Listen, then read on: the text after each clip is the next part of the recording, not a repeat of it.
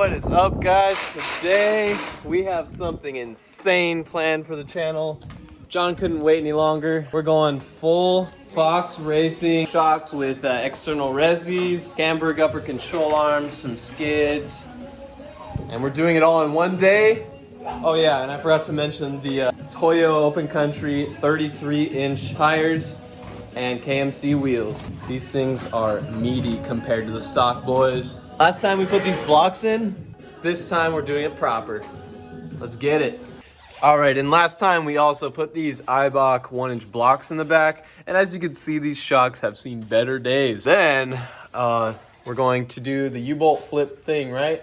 U-bolt flip kit. Yeah. U-bolt flip kit. So yeah, so we don't want these hitting rocks and stuff, so we're gonna make sure those are pointed up, and that should be it. We're gonna see if the spare tire fits in the stock location, but if not, it'll go in the bed.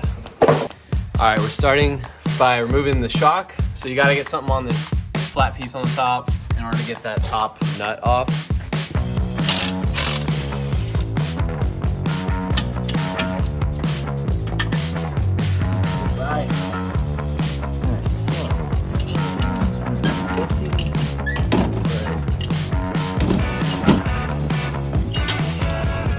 We're gonna see if we can hold the thing that's spinning with some vice grips and power pull it out.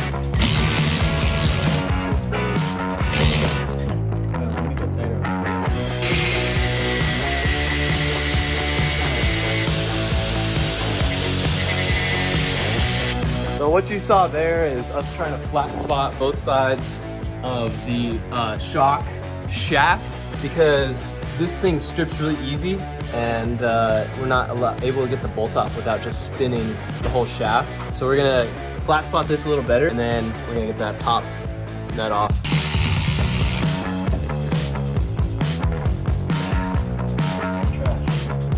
Yeah, buddy. So we got them out. The new one's ready to go in.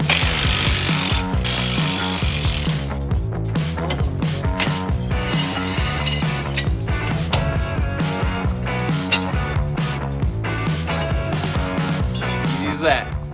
Okay, so what we're doing is we got these top plates, and we're gonna run these new U-bolts under here through there. That's so the threads don't bash into rocks and stuff, because overlanding life, brother. Or off-roading, or whatever we're calling it these days. Here's before and after. So it gives you a lot more clearance underneath the axle. I'll cut these off, and then what do you say, we bolt the shock up? Let's do it.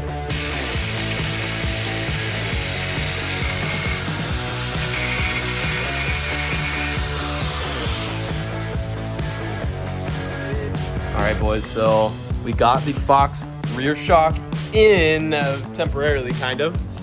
And now we're just working on mounting it up. It just kind of goes up there, and then trying to get it seated up in the shock, bottom shock perch. But so far, things are going good. John hacked off all of those extra bolt lengths.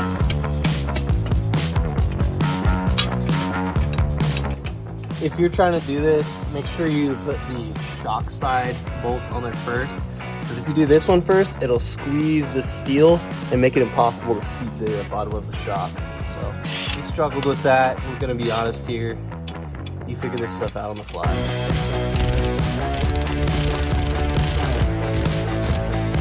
I forgot, they said there's a certain amount of thread that's supposed to be showing. Okay guys, we're starting on the front. Just getting these top bolts out. Get the sway bar out. Got the top of the shock bolts and the bottom one out. Just taking all the auxiliary stuff out. Gonna yank off the tie rod, pull her out. Okay, making some progress. We got the cotter pin coming out of the tie rod.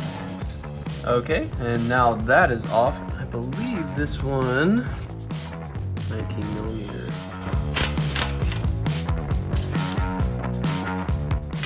We got John finishing up the other side, cutting off the ends of the threads on those U-bolts. I just got the tie rod out, so things are going good.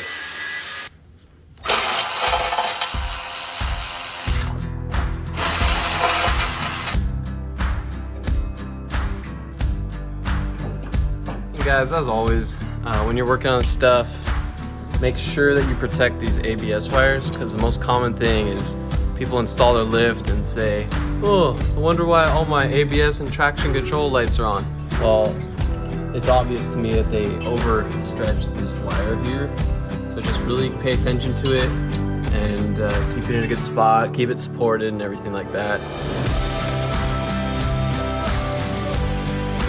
Pull it off. And then we're gonna have to bash it with something.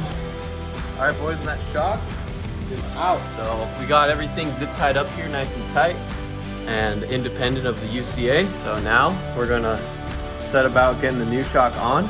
Might take this upper control arm out first. I've had a bit of a mishap.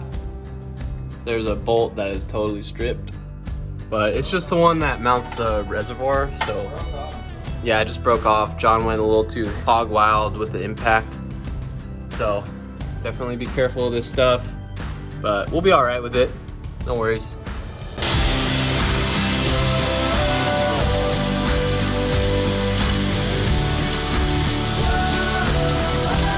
All right, we'll start on the UCA, guys.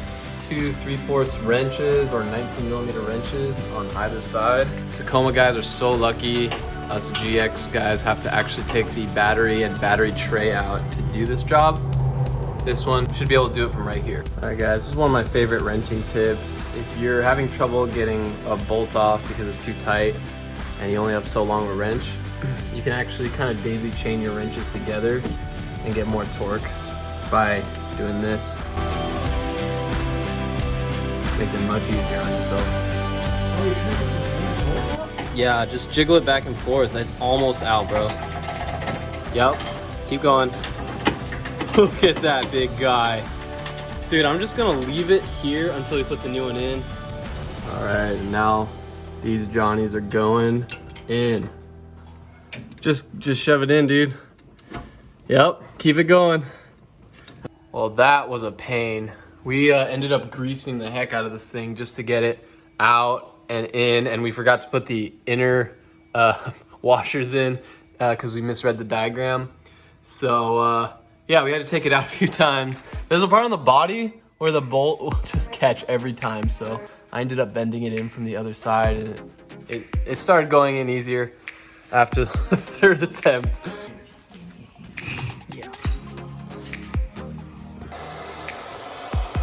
Just heat shrinking those hose clamps so they look a little nicer. Have it clean. Gucci gang. Gucci gang. Try to catch them on fire. Yeah. Well, that'll smell good at least. You smell good. Especially after a full day working on a truck. Look at that. Beauty. Here's before. Here's after.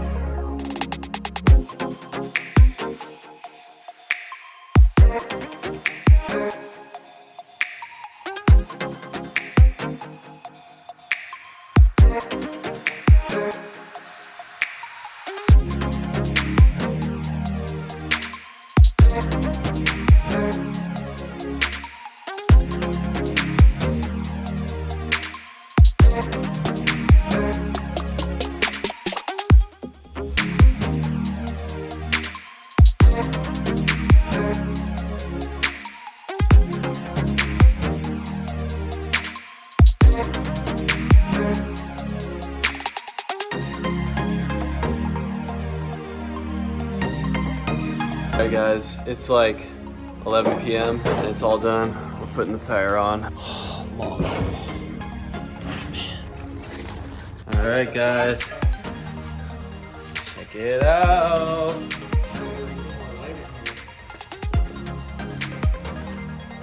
This thing is awesome.